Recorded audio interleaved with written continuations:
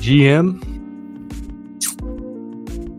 wherever you are, whatever you are,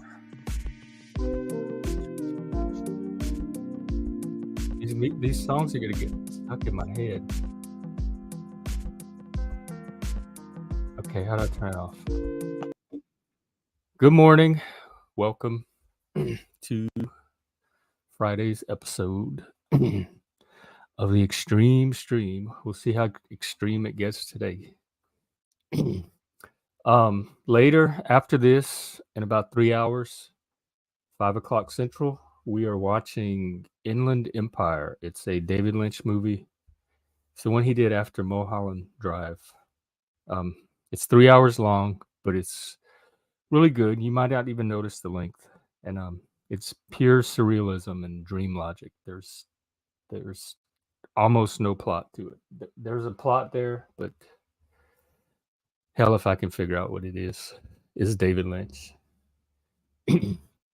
Let's see. So let me give you some Bible updates. I am on the we left Cain and Abel and Seth, and they had some sons, and now we're on the generations of Adam, where we're starting to get into the human part of the Bible, where human beings start to show up in humanity. Oh, hey, Chris, I'm doing my Bible talk. So it's all the generations from Seth to Noah, and it's the begat. You know, the Bible has a lot of begat portions. It was interesting. It wasn't a long read. And then we get into some real fuckery, like literal fuckery. There's this bizarre episode where confined to bed. Oh, okay. Well, I hope I'm entertaining enough. You're trapped in bed, stuck with me. I guess you can always turn the channel, but I'll hope to provide you some kind of consolation or comfort or entertainment stimulation to make your bed rest worth it. They have these divine beings called the Nephilim that start to sleep with the daughter, like the human women in this time period, and they produce children that they said become the heroes of now, or the heroes of old. And it's a little paragraph or passage or chapter, whatever, and it's very bizarre. And then so it leads from that, and I don't know if this is the specific well, it did kind of piss God off. And you know, when he gets pissed, extreme things are about to happen. And in this case, we're coming up on the flood. Oh, I want to find the part. I'll just read out of the Torah because it's the closest at hand. The Lord saw how great was man's wickedness, even though it's the women that they're sleeping with, and it's divine beings that are doing it, not man or Adam. Adam's not even around at this point. How every plan devised by his mind was nothing but evil all the time. Well, whose fault is that? I mean, the plans that you're devising with your own mind are nothing but evil, where is that coming from? And the Lord regretted. Okay, now he's pissed off about man's wickedness. And remember in the Eden story, the Grigory? Who's the Grigory? The Watchers. The Nephilim. Why are they in the Bible? The Grigory? I've never heard of them. Okay, I'm gonna look them up in a second. I need to know more about that. Remember in Eden there were like two visions or two. I don't want to call them theories because these weren't philosophers and scientists and stuff, but two speculations about the origins of evil. One was that evil was inherent in the creation. No, I'm talking about Genesis 6:5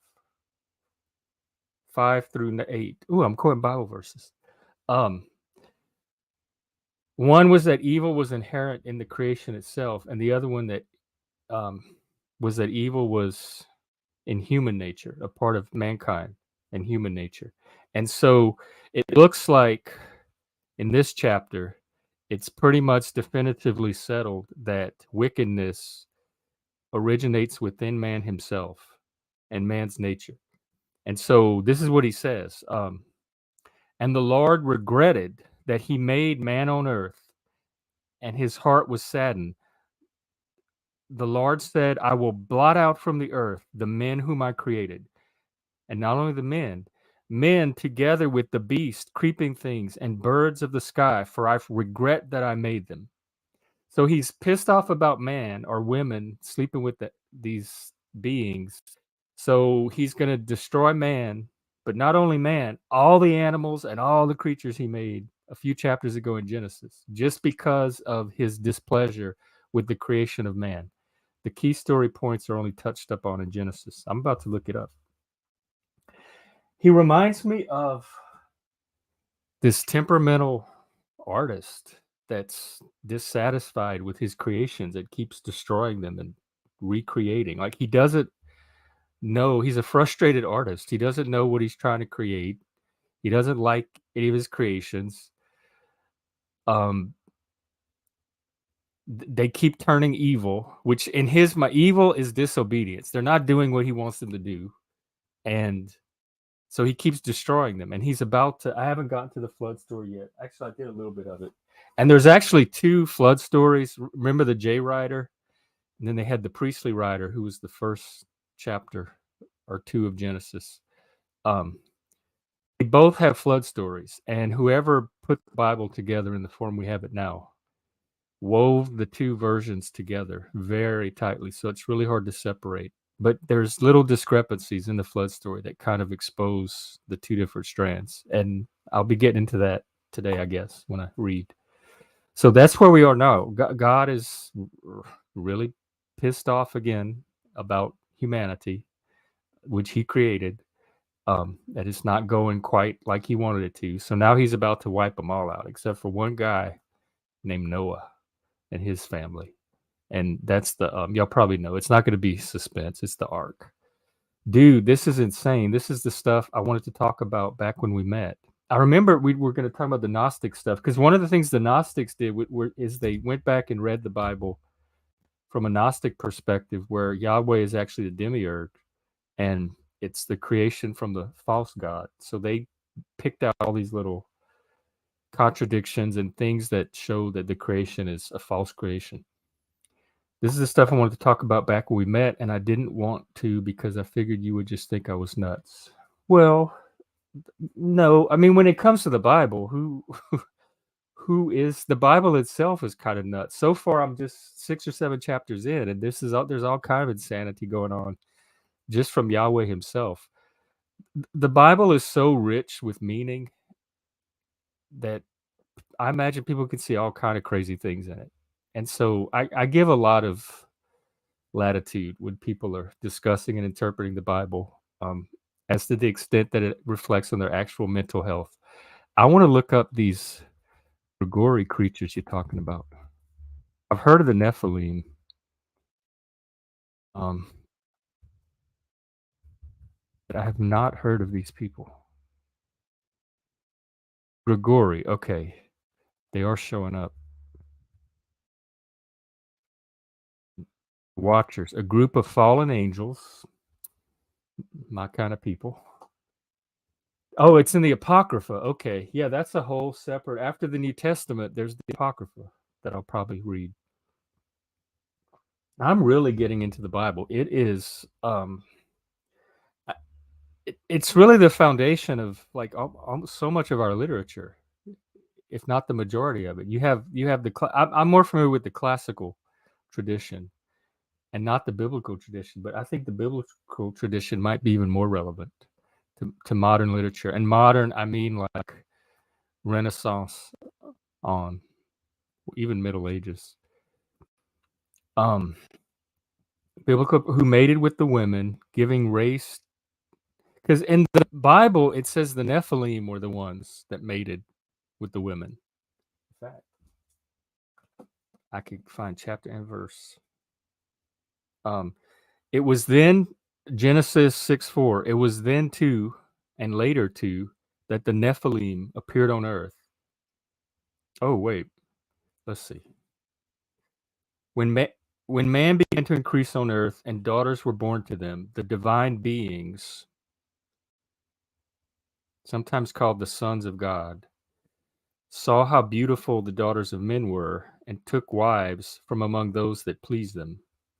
And remember, in Eden, he didn't want Adam to eat of the fruit of the tree of life, that he might become like these creatures. They're going after the humans anyway, even without them being like them. My breath shall not abide in man forever, since he too is flesh. That just means he's going to die. The animating life force is not going to last forever. It was then and later too that the Nephilim appeared on earth. When the divine beings cohabited, that's one of those biblical euphemisms like no, with the daughters of men who bore them offspring. They were the heroes of old, the men of renown. Let me see if the notes illuminate it further. The book of Enoch. And remember, that's another interesting part. In Cain, was it Cain or Seth? Because Seth's children have the same name as Cain's children, and sometimes even in the same order. So it's really ambiguous what generations they're talking about. Yeah, Enoch. This is in the between Seth and Noah in the generations. It tells when they were born, how long they lived, who their children were, and when they died. And one of them was Enoch. And he, instead of dying at a certain age, they said he walked with God. And they think that means something like God took him, or he was transliterated into heaven without an actual mortal death. And that happened to somebody else too. Oh yeah, they call it walking with God, and Noah walked with God too, but in a different way. Because a lot of the Hebrew Bible, which I don't read, is wordplay and puns, and the different words and phrases play on each other and echo back and forth and reverberate with additional meaning. Okay, let me see about this Nephilim business.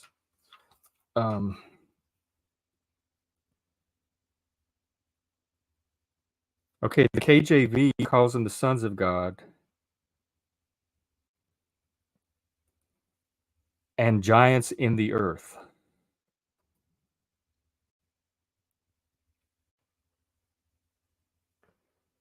And the KJV has them, the note says Hebrew is Nephilim. The Hebrew is Nephilim. The King James translation of that is giants in the earth. Nephilim means fallen ones. From a mythological perspective, they resemble the fallen Titans, or giants born from the union of heaven and earth in Greek mythology. See Hesiod's Theogony. That's all I say. So it's still ambiguous to me if the Grigori are the ones mating with the humans, or if the Nephilim are the ones doing it. But let's see some more what they say about the Grigori. A modern view of the Grigori appears in some versions of Italian witchcraft. Egregori. Oh, I've heard of egregores. Egregoroi, meaning watchers. According to the Book of Enoch, the watchers were angels apparently dispatched to earth to watch over the people, to watch over them. Soon they began to lust for the human women they saw. And at the prodding of their leader, Semyaza, they defected en masse to marry and live among humanity. That's kind of like a prelude or a precursor to Satan's defection, how he took a lot of the angels along with him to hell. The children produced by these relationships are the Nephilim. Because the Torah and the KJV have Nephilim as the ones doing the mating. But anyway, I haven't read the Book of Enoch yet, so who knows? We'll uncover. Have I ever read Beowulf? Yeah, Grendel in that story is basically a Nephilim, offspring of Beowulf and the demon. I read it back in high school a long time ago. I guess that's another one I need to add to my list. The beginning of John 2 in the New Testament is the Gnostic creation myth. There's a really good book by Hans Jones called The Gnostic Religion, and it's free on archive.org. If you're into Gnosticism, it gives a really good introduction and overview. The Nephilim are the offspring, but in the book, in the Bible, it says that they're the perpetrators. So I'm interested to see how the Grigori developed. Okay, well, that's Bible study for today.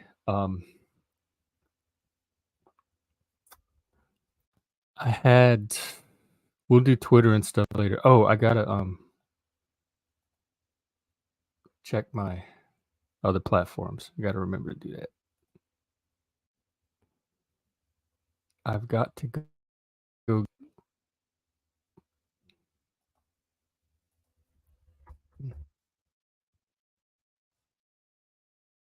Okay. Oh yeah, I need to make a post on Twitter about Inland Empire, but I'll do that later. As soon as I get better, I want to come on and yell you my interpretation of everything. Okay. Come on and holler it at me. So before I get to Twitter, Paul P.F. Young put out his centrist video today, and it's excellent. I really think he took himself to the next level. So I want to play. I'm not going to play the whole thing, but I don't think he'll mind if I play a little teaser clip of it. So just to give you an idea, and definitely go watch it. My personally derived cosmology makes narrative sense. I want to read something about cosmology that I came across in this Northrop Frye book today, Fables of Identity, real briefly. Not many people have clearly understood that cosmology is a literary form, not a religious or scientific one. I thought it was interesting. Okay, I'm going to show a little bit of his video. I still need to figure out how to get the volume adjusted. So, okay, check this out, and it's definitely worth. It's only 13-something minutes, so it's definitely worth the watch. It is the year 2023, and the world is at war.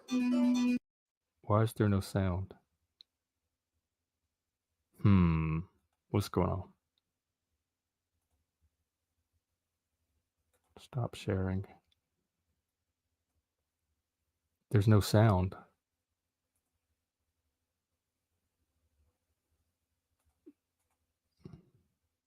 Let me see if there's sound when I play it. No. All right, why?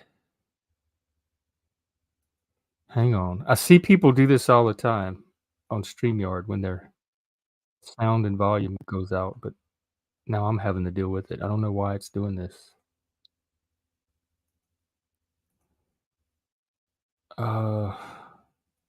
Share tab audio, right?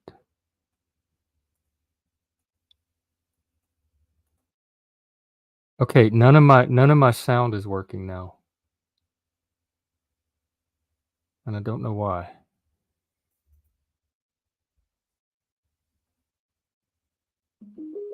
Oh, my speakers were off. Maybe there was sound. You know what? I know a way to test. We got the music. Dance pop. You hear that, right?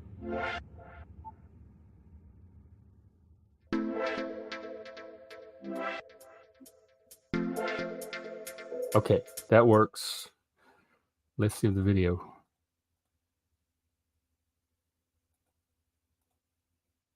It is the year 2023, and the world is at war. The glorious and ancient nation of Silent Majority Land is, as usual, stuck in the middle of a vicious conflict between two of the absolute worst groups of people that have ever existed.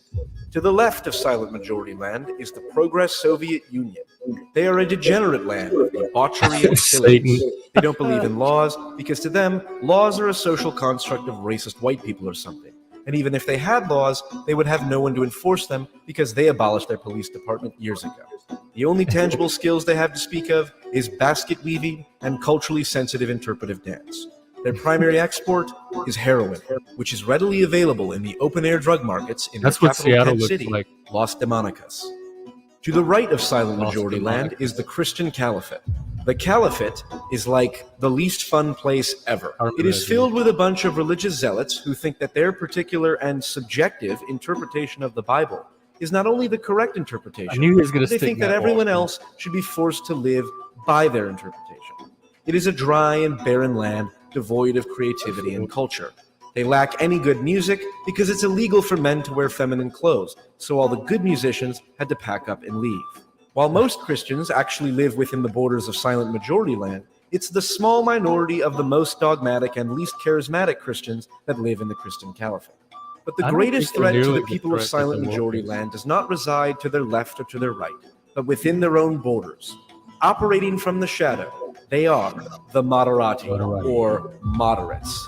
They are Ooh. corrupt, soulless, and worst of all, Ooh, look at that. old. Utterly out of Old- touch the with old the people, the concerns of the old. people of silent majority land. The Moderati spend their time making backhanded deals and sucking up to each of the major industrial complexes of the world, whether it's the military industrial complex, the pharmaceutical industrial complex, or worst of all, the university industrial complex. Definitely worst of all, the university. So anyway, that's sound was working. Okay, yeah, it was on my end. I don't think the Christian caliphate are nearly the threat that Paul seems to think they are. I mean, maybe back in the 80s and 90s when they had some chance of getting political power, but even when Trump had power, they hardly did anything. And they had all three branches of the government. So I think I see more impact from the progressive, what is it? Progressive Los Demonicus, whatever, than I do from the right. Like Matt Walsh has some of these extreme ideas, but I don't think he's ever gonna get the traction to actualize them. And I see the ideas on the left actually getting that traction. I see drag queen story hours. I see parents, like we saw yesterday, that California ruled that parents, you can't hide the gender of the child from the parents. Well, why did they rule that? Because they were doing it. That's what they were doing. So to me, when I look at it, I see the left as a much more realistic danger than whatever's going on the right. A lot of the right is cosplay and fantasizing and idle romanticism of the past. Speaking of, what's with all this Rome stuff I'm seeing on Twitter now? Like, guys think about the Roman Empire all the time. It keeps, like, every other tweet is about Rome. Okay, let me see what else I wanted to do. I guess we could check Twitter a little bit and then find something else to share.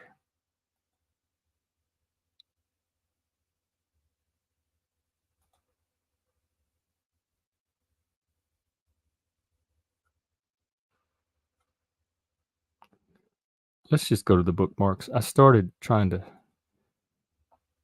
curate some tweets as I find. Let's see, the left.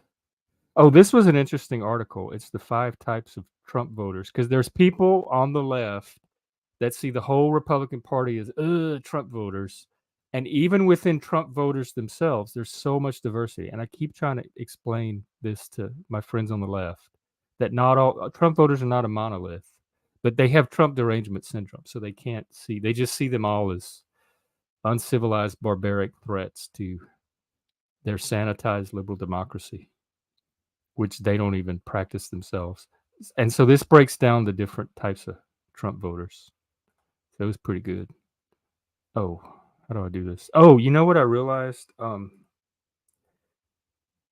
I'm sharing stuff on Twitter and I click a link, I have to share this tab instead. It doesn't automatically do it. So then I just look stupid talking about an article y'all can't see. So yeah, these are the Trump voter groups that it breaks down to. So there's the disengaged, which is 5%. So it really 4 main groups. So it's a good read. It is Emily Eakins' Democracy Fund Voter Study Group.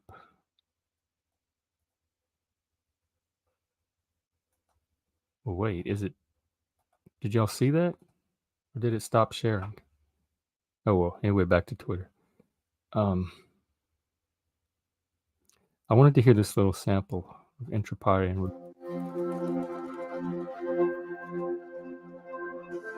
Nice. It goes with the imagery music. What if Autist, which is a good YouTube channel that I follow, he has this little exercise for, I guess, steel manning your opponent's arguments. He says, I'm always shocked almost no one can pass this test. Explain the worldview of your enemies and why it's appealing without resorting to saying they're evil and why a reasonable person could support it. And explain the strengths and weaknesses of your own faction versus your enemies. And then can you give your opponent faction at least 2 or 3 compliments? Most people, if you compliment the other side on anything, get an immune response. So I think that's a good little exercise. I might try it myself, but not right now. Okay, I guess that's all from Twitter. Because culture, they do suck, but no, they aren't much of a threat. I guess you're talking about the Christian caliphate. Because culture is more powerful than politics. Politics is downstream from culture, probably. And culture is downstream from art, media, human creativity, whatever humans create that gets broadcast outward. Not the other way around.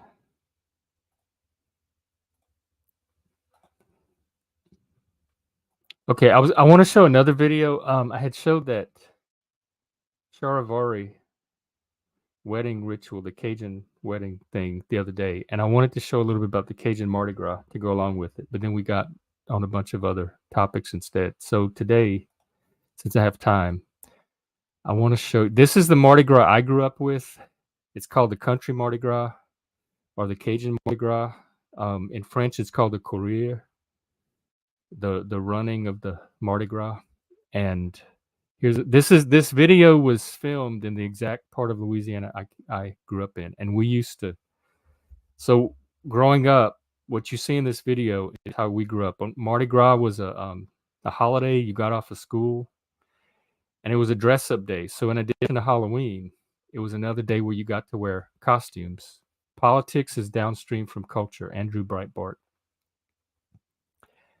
And they used to put us, like the men would ride on the horseback from house to house and collect the chicken to put in the community gumbo at the end of the day. And the kids they put us in the horse trailers and we'd ride behind the men. And we had our little costumes, and each time we went to a different house, we could get out of the trailer and dance around and have fun. So I'll show you a little clip of that. It's only a minute or two.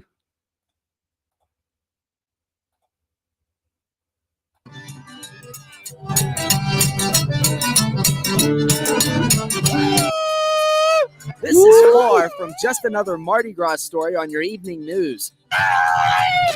This story's got wings. There's this guy who thinks he can fly. And then there's the real superstar, the chicken. This is the old-time country Mardi Gras.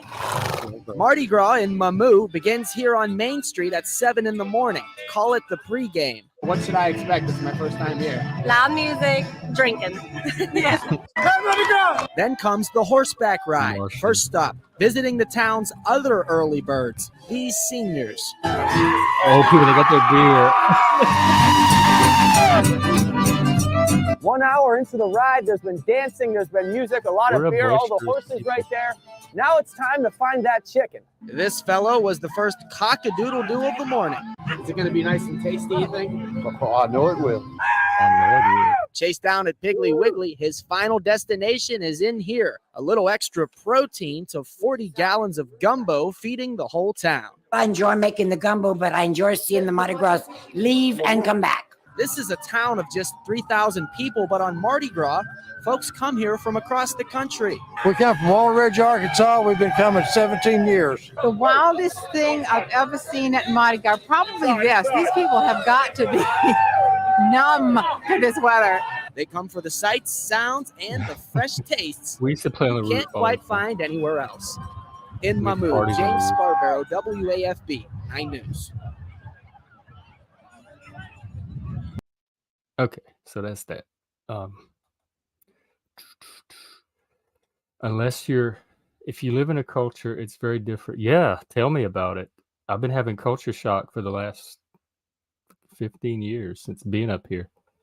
Unless you're a natural born contrarian like me, but then you're just an outcast. See, that's why we get along. We have this natural simpatico. I'd say it's impossible. You speak a language and the meanings of the words are culturally decided. You don't have time to individually assign each your own meaning. Well, tell that to the left because that's what they're trying to do. It's intersubjective. Yes, I wouldn't say they're culturally decided top down. They're intersubjectively negotiated by the environment you find yourself in, and you are a participant in that environment as well. But they have to have some kind of meaning beyond the individual. Like they have to carry. They have to carry through to other people in order to, like, all the weird pronouns they're trying to get us to use. They're not taking off because they can't get them to be adopted by other people in a way that makes sense. So those words are just falling dead. So yeah, you can make up your own private language, but you have to get other people to begin to adopt and use it and buy into it for it to have any kind of relevance beyond yourself. And Dobas, if you want to come on, you can. Either one of you. Oh, I forgot my banner. That's what I have this for. So as usual, this is the porch, just hanging out on a Friday. For me, it's afternoon. Just killing time until the movie. Too late, sadly. What's a good time? Like if I do it earlier in the day, because I never know what time to stream. If I do it earlier, then it's easier. Oh, Rowan and John are going live today. They're streaming at about an hour and a half to talk about philosophy and politics. I might join theirs. So I can maybe, they're doing it at 4 p.m. Central. I can't sit up right now. Oh, I got a lot on my plate. Not many times actually fit. Well, that's a good thing. Good. I'm glad. By the way, I watched, you were doing that podcast with that Norwegian guy, and I watched some of it. I thought it was really funny. I hope that y'all end up doing more of it. And it was a live. You had your own studio. It was like live in person. Everything. It was very humorous. You'll have a good like comedic chemistry between you. So that's what I'll do then. I'll stream another hour and a half, and then whoever wants to can head over to Rowan's channel, and he'll be talking with John. He's doing his own stream. That's Rowan, ROENN 1357 on YouTube. I'll just put the link in.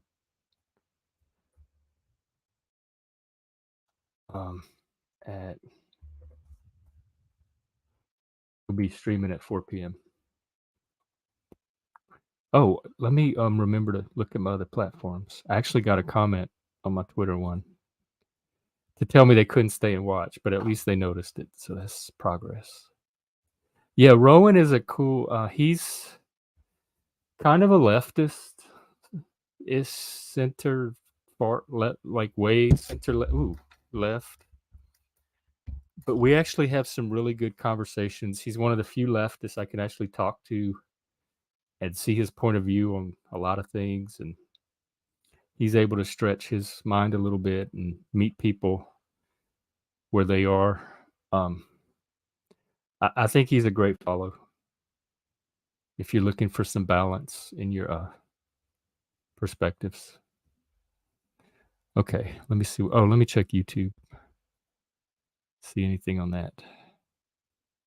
See, Jim Bob streaming again. I keep forgetting how to spread the streams out so we're not all competing with each other, so that we can all be in each other's streams and participate. But I guess I just forget about Jim Bob. He's just Me and Rowan always butt heads, but I like and respect him and think he does. Yeah, we butt heads sometimes. He's young and he has an ego, but then so do I, and so I think it hasn't been. He's still in the like growing process, and I'm trying to be in the growing process still. But I think I've hardened a bit and gotten rigid. But it's good. It's good to have people like Rowan to lock horns with and break some of that up. And I will say he has a really big heart. Like I think his heart it's bigger than mine. I definitely think it's in the right place, and he's well intentioned. He's sincere in his beliefs and his values. He argues from good faith. That's more than I could say about 99% of the people that I've tried to engage with on that side. Well, let me glance at Twitter real quick and see if there's anything else worth seeing. I guess I've been having so many guests lately. I haven't been planning for when I don't have guests. I don't really have a lot. Ever wanted to, let's see, something with the ADL and Elon, the Mothman Festival.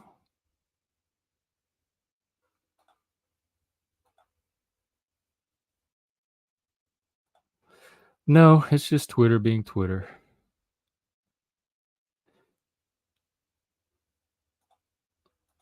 Okay, so nothing there.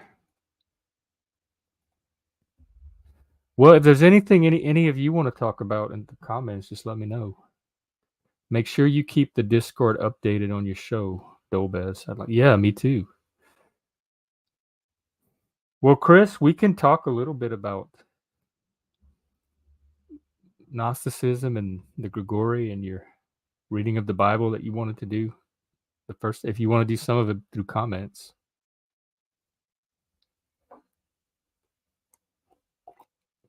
The more I read of the Bible, it was that Cajun video. The more I read of the Bible, the more into it I get. Like, I could spend probably years on just the Bible. I'll share it the moment an episode is published. Good.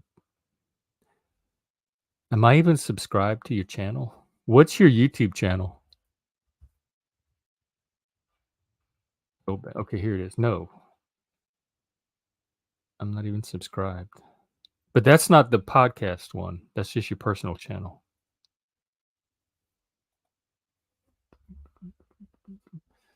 And then y'all know on the weekends, Paul does his show about 10:30 Central on Saturdays, and then they have the Gender Fucks on Sundays, although I think that they're going to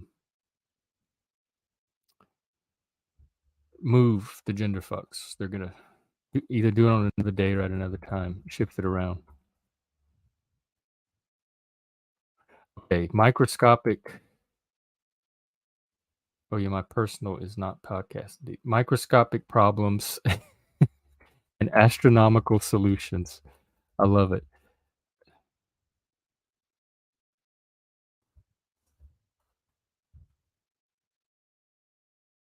Why isn't it showing up?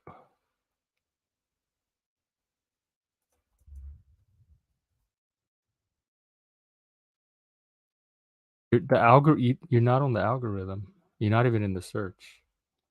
I've studied the Bible and so many ancient documents for decades. It's kind of endless. Yeah. Even as a work of art, like aesthetically and formalistically, it's so intricate.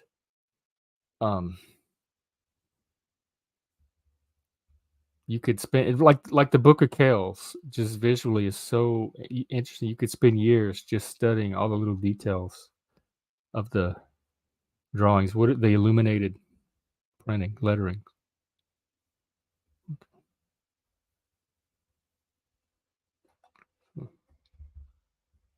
And then we're coming up to Noah and the Ark, and then there's the covenant, which there's actually two, because it's the two strands. There's two covenants, two forms of the covenant. And then after that, Oh, it's the patriarchs because it goes to it ends with Joseph, so then it goes to what, Abraham, and you have the Abraham and Isaac story, Jacob, and Joseph, and I think that's where Genesis ends, and then the Exodus picks up with Moses and the Israelites' trials in Egypt and their escape from that. I'm trying to see if I can get up right now these antibodies. Oh my God. That's walking pneumonia. I hope you take care of yourself. Don't stress. Stay in bed and drink. I know when I'm sick, it helps me drink a lot of water, fluids, and to rest. I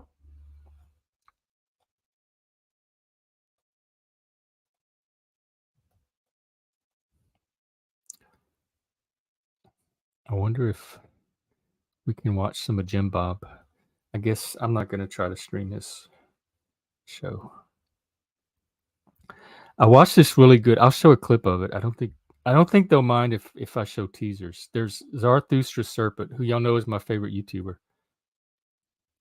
I was going back and watching some of the episodes I missed, and he did one on Hollywood and culture and the influence that Hollywood used to have on culture but no longer has. So I'll show a little bit of that as a teaser. This one was really good. It's probably worth watching again. Thank you, the Academy, for this honor of honors. They told me I only have 45 seconds up here, which is 45 seconds more than the Senate gave John Bolton this week. Cringe. I could, of course, have chosen from a plethora of longer and cringier moments, but I thought I would spare you. You already know what I'm talking about.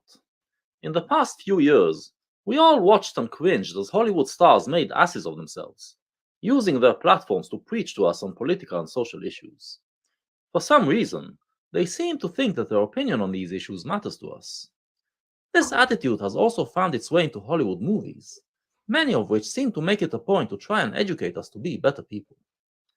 Most of us just shrug and nod our head, except for some conservatives who are worried about it, because they, just like the Hollywood people, think that Hollywood has an effect on our mind and can change our culture. In this video, we are going to discuss why they think this way, why they are right that Hollywood used to be a transformative force in our culture, why their interpretation of how it was transformative is wrong, and why, because they are wrong, they don't get that Hollywood doesn't have that power anymore. Before we get to it, however, let's talk a bit about YouTube. Oh yeah, and about this channel. It seems that Google wants to kill this channel, censorship, like many other channels in the political sphere. I think about do a Google search for Zarathustra Serpent on a PC, you will not find a link to it. He did come up when I did a Google search. So someone like Sargon of Akkad cannot be found on Android either. So I guess Sargon is in a lower level of YouTube hell than I am. This is why a lot of YouTubers open their videos by asking you to become patrons and share their videos around. I don't like to do that because I treat my vids as works of art and I don't like to taint them with things that aren't relevant. I only do it here because it will become relevant later. In the past, I used to make videos dedicated to asking for patronage, in which I would satirize anti-Semitism by telling you how we Jews are going to use this money to take over the world. Well, YouTube has now removed these videos get a strike for that. And gave me a strike for hate speech. These are dark times, and until the internet video is recognized as a serious art form that needs to be protected, we will just have to endure and find ways around it. I'm considering opening another channel, which will be less political. In the meantime, you can help me by becoming patrons. If not, please like, share, and comment on this video. Oh yeah, y'all don't forget to like and like and subscribe and all right. Enough only about because how I heard that sucks. it helps the algorithm. Let's talk about how Hollywood sucks. Helps it get in the algorithm. This is, after all, what you pay me for. But you already know what you're going to get for your money. I can't talk about it without first giving you a long history lecture. So let's go back to when it started, about 100 years ago, when Hollywood was the first to turn long feature movies into an industry. Yeah, and have you ever heard of DJ Peach cobbler. No.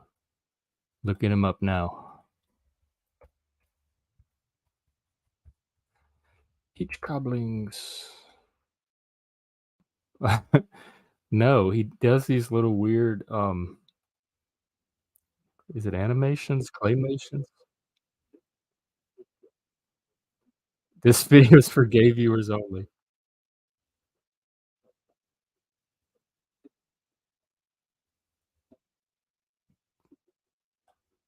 Oh my god. Okay, yeah, I'm definitely gonna watch.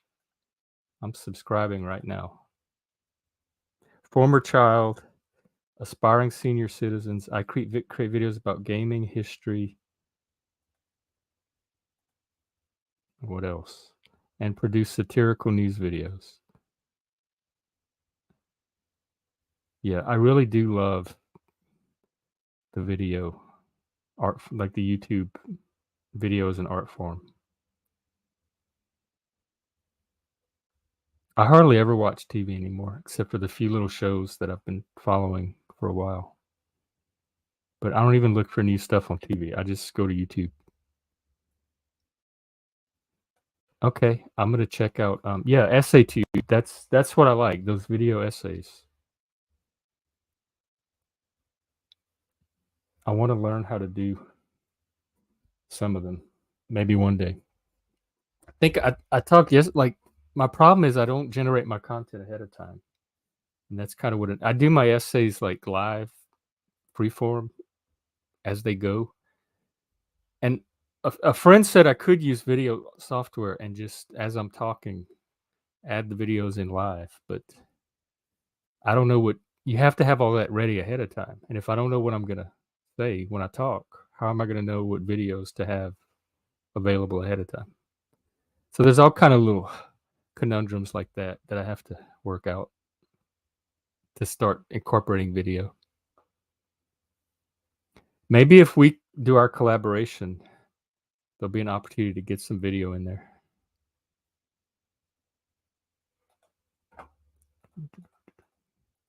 I was going to show like a teaser of Inland Empire, but I don't want to risk a copyright strike, although it is free on YouTube.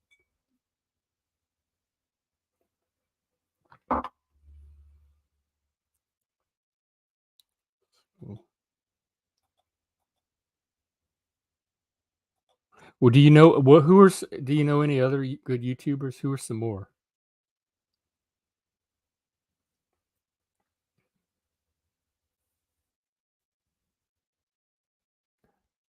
There's some that I like King Crocoduck or Rolligator Crocoduck, I think. I get them confused. But they only put out videos like every once or twice a year. They're not very prolific.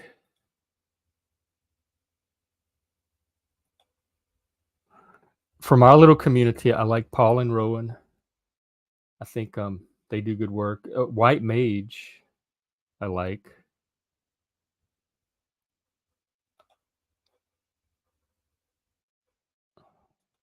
Let me check my subscription list. Because there's live streaming and then there's video essays. Those are the two things that I find myself watching on YouTube. And then sometimes the debates. Speaking of, today, Andrew, what time? Debating Vosh. And I got a little preview of it yesterday. It's going to be good. It's on Christian nationalism. Of course, Andrew's taking the why Christians should be in charge and run things. But I can't stand Vosh so much. Vosh wants the socialists and communists in charge of everything. So Andrew almost seems like the saner voice of reason in this debate, even though he's arguing for Christian nationalism. Did you check out that video about, was that the one about that, shit, what was it? That conspiracy from like years ago that started, was it on a college radio station?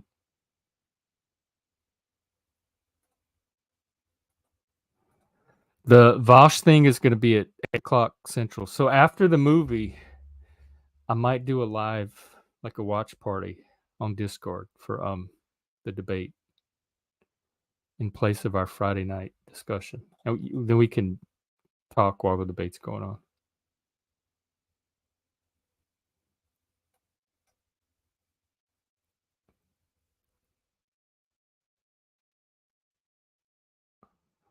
I'm looking through my list right now.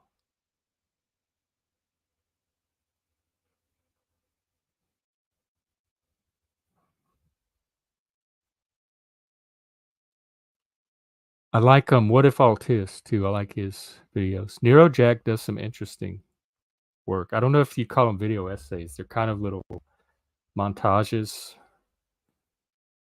narrative montages.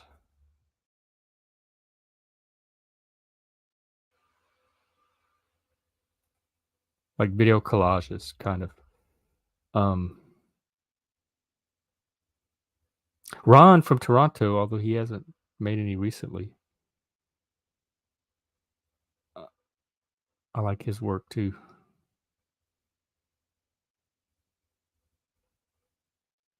Yeah, that's about all I'm coming up with for my list.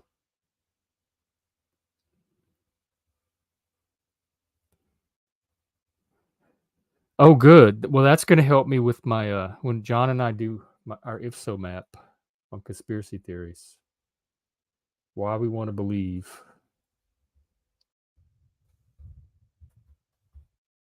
Psychology of conspiracy, because it is a psychology. That's my argument for it. It's not, conspiracy theories are not actually happening out there in reality. They're a psychological phenomenon that's happening in the brain. There's a certain brain state that if certain conditions are met, you fall into this conspiracy like paradigm.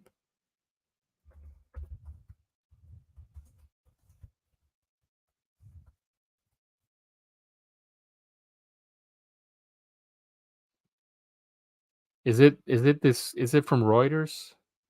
This girl?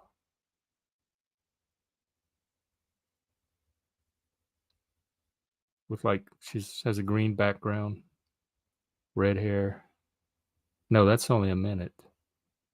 Do you have a link? Because nothing by that specific title's coming up.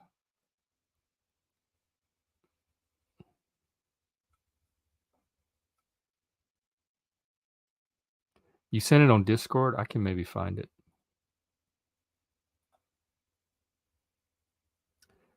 Oh, Aydin Paladin?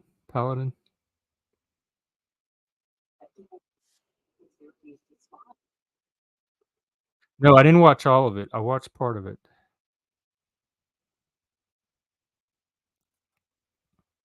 Yeah, I found it. I did.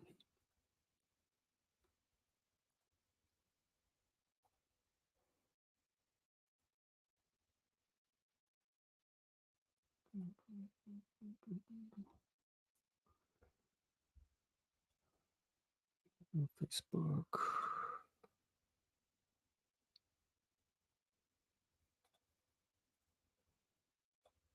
Well, the Bible, conspiracy theories, YouTube essayist, anything else to cover?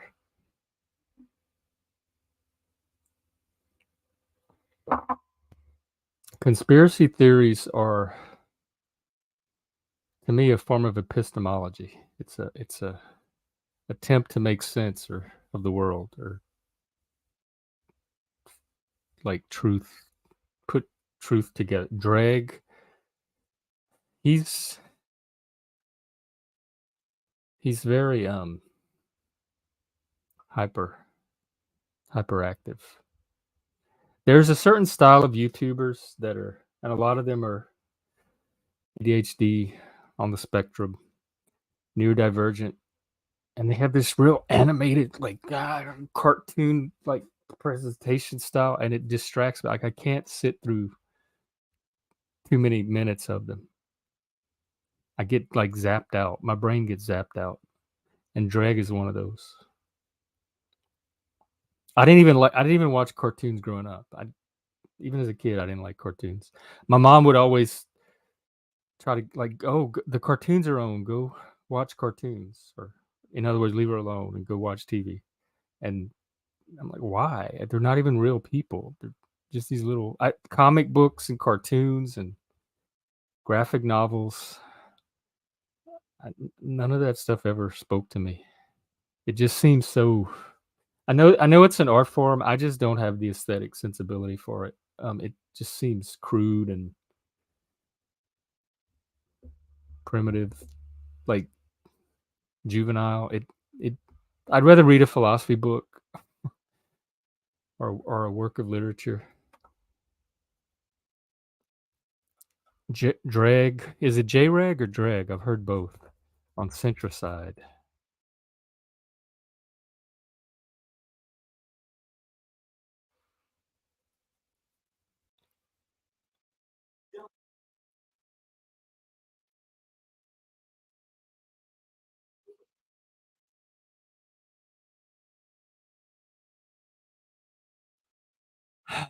I'll put it on my playlist.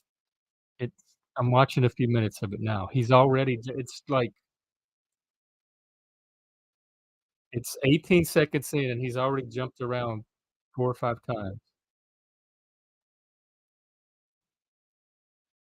This is made for people with a very different attention pattern than I have.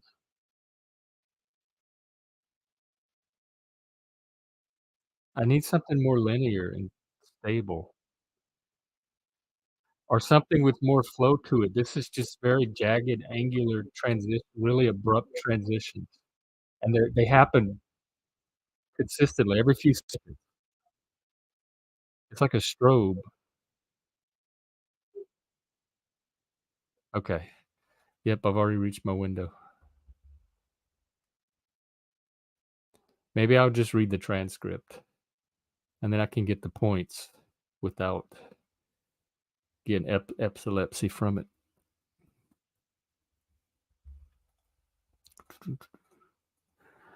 Is there anything going on in the world today I need to know about besides Rome? Everybody's thinking about Rome. Do you think about Rome? I think about Greece way more than I think about Rome, but only because that's the source of the intellectual tradition that's I find the most meaning in. I hardly ever think about Rome itself.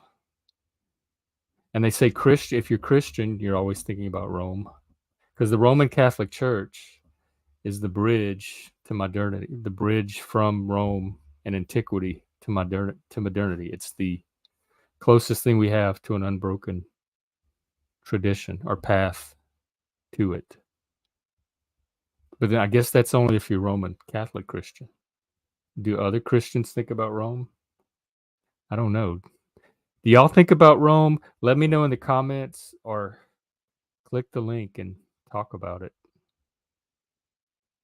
Yeah, and What If Altis does a lot of stuff on Rome too. Like the other reason that thinking about Rome is how America they're comparing it to the fate, like we're entering the phase of Rome where it started to decline. And so they use the Roman history and try to map it onto current American history to see parallels in the trajectory that America might be on as well. Catholics killed your people. Who are your people? Like, are you talking about the Crusades?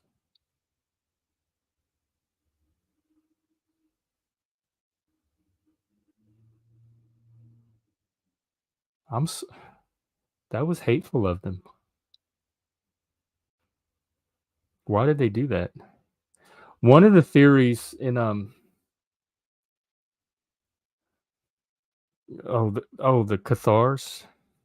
Cathars. One of the theories in Cajun history, because the French, the Cajuns, the French, no, we weren't the Cajuns at that point. We were just the French settlers. We settled the Nova Scotia area before Jamestown even got settled. So the French were one of the first settlers of the New World. And the difference in the relationships between the French and the Indians versus the English and the Indians, who were Protestant. The English were Protestant and the French were Catholic. And they think one of the reasons for such a drastic difference in the relationships, because what we did was we formed like we lived with them. Actually, we commingled with them. We formed relationships and bonds and alliances with them. And the Protestants had this convert or die mentality. They converted the ones that they could, and then they slaughtered all the other ones that they couldn't convert. And they think part of the reason for that difference is the Catholic view of seeing everybody as part of this universal church. So we saw them as fellow members of this universal body, and the Protestants didn't have that view. And so they had the mentality of you have to convert as many people to your religion as possible. And we saw them as already part of that church, the universal church. And so I don't associate with Catholics with slaughtering. I associate with the opposite from my own cultural background. But I do know that they did. They were responsible for crusades and Inquisition and all of that. My great-great-great-great-grandparents were famous bullfighters in Spain. Oh, wow. Did it carry down to you? Do you have any rodeo experience growing up in Texas?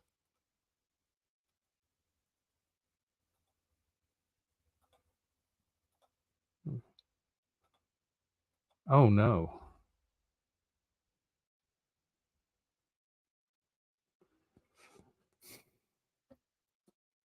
Say what you want about the United States and the Western world and all that, but so far we're not out there executing our political enemies.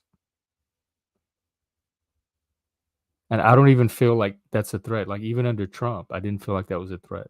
But if the left ever get power, I feel like that's when it could, for the first time in my life, become an actual serious threat.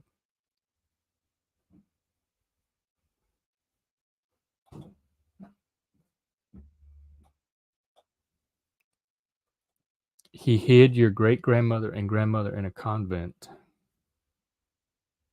How many generations are you? Oh, the Catholics saved your family. How many generations are you American? Like when did your family get here?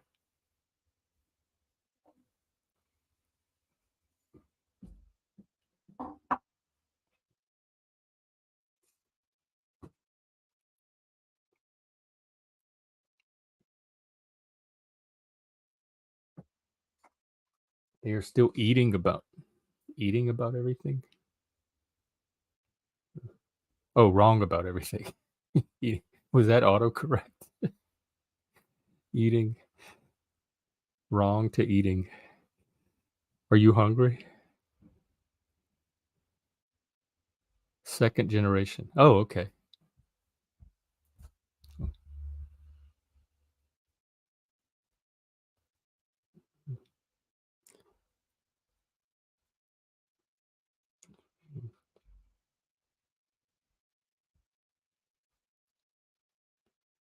Well, cool.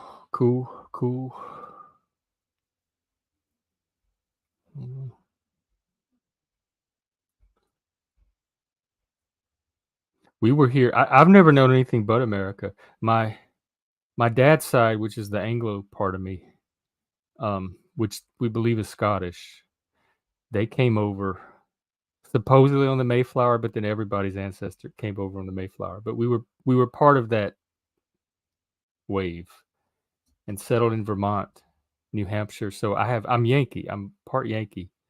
And then they migrated eventually down to the South. They worked on the railroads. So as they followed the railroads, and or at least my strand of the family did. We still have a lot of them still in New England. And then the Cajun part came from Nova Scotia, settled. We were part of the original group of settlers from Nova Scotia after the exile. And so we were in Louisiana before it even became part of the United States. We were actually down there. That was before the Revolution. So my people were in North America long before the revolution. In fact, some of them on both sides. There were some on the French side, the Cajun side, that took part in the revolution, and the Yankee ones, the New Englanders, definitely did. I'm a what is it? A son of the revolution? I think at least two from at least two ancestors. Of the reasons I don't talk about my beliefs is that I'm so sure of them that I'm afraid of actually. That's all the more reason to talk about them, because now I'm curious about what beliefs, because a belief is not something you can prove or demonstrate, otherwise it would be science. So it's something that's so convincing that it has the weight of the scientific, or at least the weight of the valid, that you're so convinced of it. Starting a cult meaning that other people would become convinced as well, and then you'd be the sole source of those beliefs. You're probably not going to convince me, so I'd be a safe person to talk about that with. Because I'm actually, if I have any belief, any firm belief at all, is skepticism. I take a very skeptical stance toward any kind of dogma. Which is odd, because I'm so rigid about everything else, which I always thought was just part of the autism. But I'm able to be very flexible about things like belief, because I've been through so many of them in my life. I've adopted and discarded so many different beliefs. I'm even skeptical about like a lot of the scientific conclusions, because I know how tentative science is when you look at its history.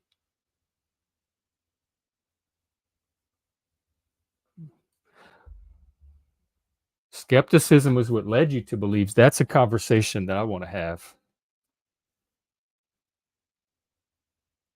How that happened, like, because if for your skepticism to lead you to beliefs that are as confirmed as you say they are, at some point you would have had to have abandoned or overridden the skepticism somehow.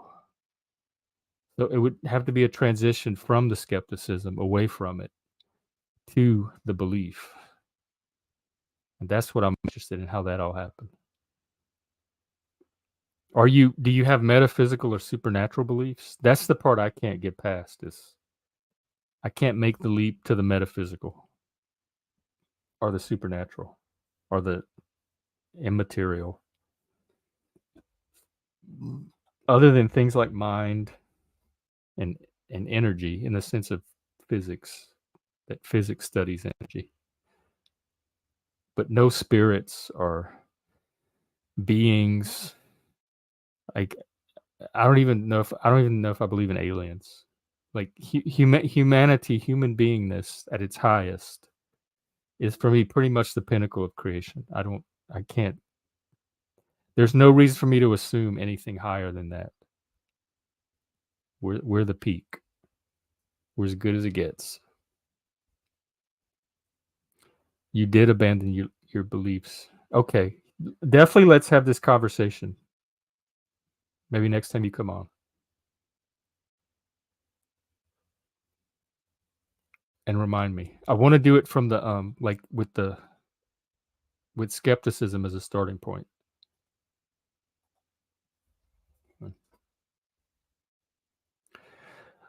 Well, if anybody's out there and wants to come on, feel free. Otherwise, because we have Rowan streaming at the top of the hour with John, and I want to make that. So if nothing else is going to happen today, I might just end early and go get ready for that. That'll give me time to get some lunch. And then after that, I can only watch Rowan and John for an hour. And then we're doing that screening of the Inland Empire, the David Lynch film. That's coming up in 2 hours. And then after that, what I'll probably do is a watch party on that Vaush debate with Andrew on Christian nationalism. Andrew was talking about it last night with some people, and gotta say the guy really made some good points. When Andrew's on, he's really on. When he knows his stuff, he's really good. But it's the points that sometimes he debates about things that he's ignorant about, and that's where all his little lapses in logic start to show. Okay, yeah, that sounds good. I can go ahead and, unless anyone else wants to come on or has anything to talk about, I can end it soon. And then we can reconvene at 4 p.m. Central for Rowan and John, and then do Inland Empire. Take care and feel better, and maybe I'll see you later tonight. And it was good talking as always. I really hope you feel better. It seems like they'd be able to, since they had you in the hospital, they'd be able to check all that other stuff too.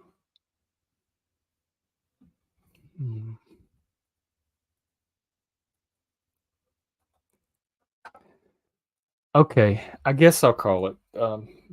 Seems like a slow Friday, and I don't really have anything else to talk about either. So, Rowan, I'll put the link in the chat one more time for Rowan's channel. He's going to be streaming with John from the Gender Fucks.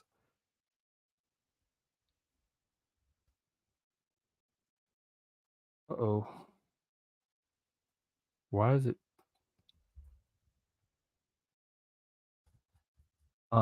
At 4 p.m. Central in less than an hour. So I'll put his channel in the chat room. So we're going to head over to there.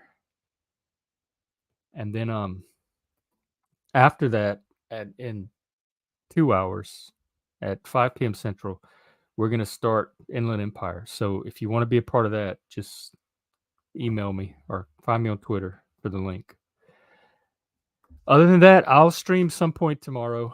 I have more flexibility with my time tomorrow, so I'm not quite sure. I think I'll try to put it for later in the day, maybe even do an evening stream. Although I think Machine Lies streams in the evening, Saturday evening. So maybe I'll do a late afternoon, like pre-stream.